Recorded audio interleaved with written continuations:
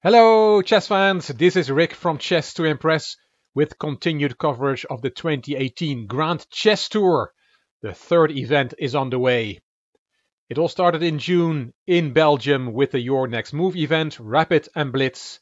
Then a few days later, the elite players went to Paris in France for Rapid and Blitz, and now they have landed in St. Louis, arguably the chess capital of the world, for two events. First, more Rapid and Blitz, followed a few days later by the first classical event of the 2018 Grand Chess Tour, the Singfield Cup. The Grand Chess Tour will finish in December in London for the finals. As you can see, there's a total of over $1 million in prize money. These are the 10 participants in the St. Louis Rapid and Blitz event. I've taken the screenshot from the tournament coverage, the live coverage. Nakamura, Vachier-Lagrave, So, Aronian, Karyakin, Caruana, Grishuk, Mamedyarov, Anand, and the wildcard Dominguez. And they are here in order of their universal rating, as you can see on the right. You also see the Rapid ratings there and the Blitz ratings. And what strikes the eye is the relatively low position of the challenger for the Classical World Championship, Fabiano Caruana. He's only 26th in the world in Rapid and 36th in Blitz. The Rapid section that this video is about is 25 minutes per player per game plus a 10-second delay. The Blitz will be played with 5 minutes per player per game plus a 3-second delay. As you can see, the Rapid games count for twice as much as the Blitz games. A win in Rapid gives 2 points, while a win in Blitz only gives 1 point. These are the Grand Chess Tour 2018 standings before the St. Louis Rapid and Blitz event. You see Wesley So is leading the Grand Chess Tour, Nakamura in second place and Karyakin in third. Vachier-Lagrave in fourth, and the top four is important because, as you can see there at the bottom, the top 4 Grand Chess Tour finalists will meet in London for the Grand Chess Tour final. Only those 4 players will play in London. And again, it's surprising to see the challenger for the world title, Caruana, in 9th place so far in the Grand Chess Tour 2018. And these are the results after 3 days of Rapid. Hikaru Nakamura and Shahryar Mamedyarov topped the table with 12 points out of a possible 18. Third by himself, Fabiano Caruana, who had a sizzling start with 6 points after the first 3 games, but he did not manage to win a game after that. The wildcard Dominguez, as well as Karyakin and Aronian, finished on 50%, Vachier-Lagrave and Wesley So on -1, and Anand and Grishuk did not have a great Rapid event, but 18 rounds of Blitz are coming up, so they still have a chance to fight back. The game I picked to show you is from round 2, where Levon Aronian had the white pieces against Fabiano Caruana. Let's get into it.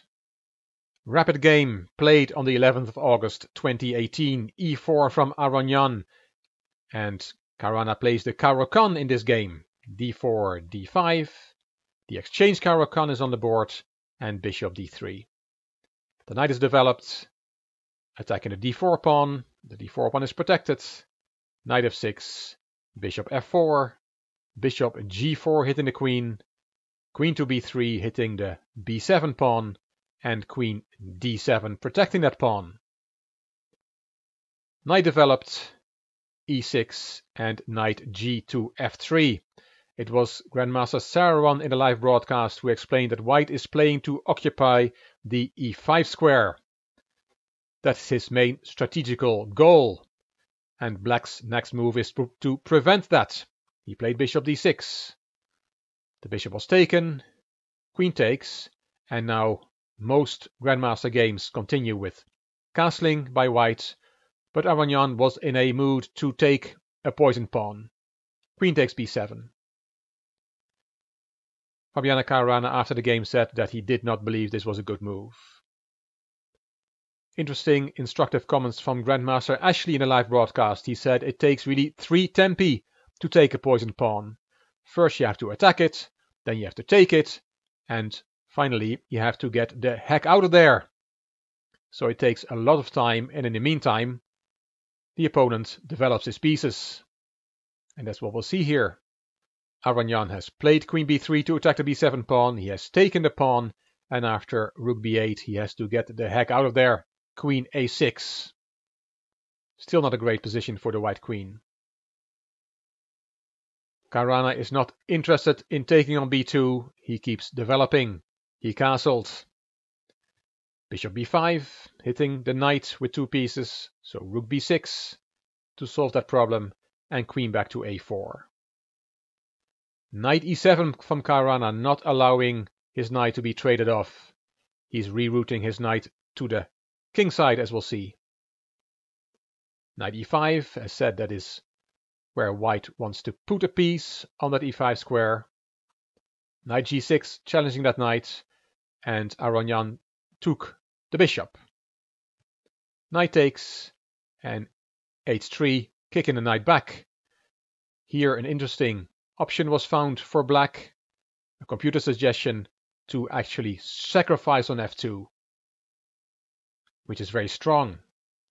King takes, rook fb8, hitting the bishop with 2 pieces, and if the bishop retreats, there's rook takes b2, and black has a winning attack. Very nice shot, knight takes f2. Caruana did not see it, or did not want to go for it, could not calculate it at all, and played the knight back to f6. Knight b3, it's clear that Aronian is hanging on to his extra pawn. In case of rook fb8, the bishop would have to play, and then the rook could take on b2, but now with the knight on b3, that is no longer possible. But it comes at a price, because white's king is still in the center. Here rook fb8 was looked at in the live broadcast, after which the bishop has to go back to f1 to avoid black's knights dancing in the position, attacking that bishop, and then knight e4 with a very good position for black. Definitely a lot of compensation for the pawn he is down. But Caruana decided to go for e5 instead of rook fb8. That gave white, Aronian, the chance to castle, put his king safe. Well, as we'll see, it will not be very safe there. And here knight f4 is what the engine wants to do, followed by knight e4 and then queen g6 and starting an attack on white's king. e4 is a more positional approach played by Caruana. Rook fe1, and there's an important, again, very instructive maneuver here. This rook can go to e3 and then plays an important defensive role over the third rank, as explained by Grandmaster Caruana in the live broadcast. Knight h5, and Grandmaster Ashley said here white has an extra pawn, but his pieces are doing nothing. He has a queen on a4, for crying out loud, he said, and black will attack white's king with all his pieces.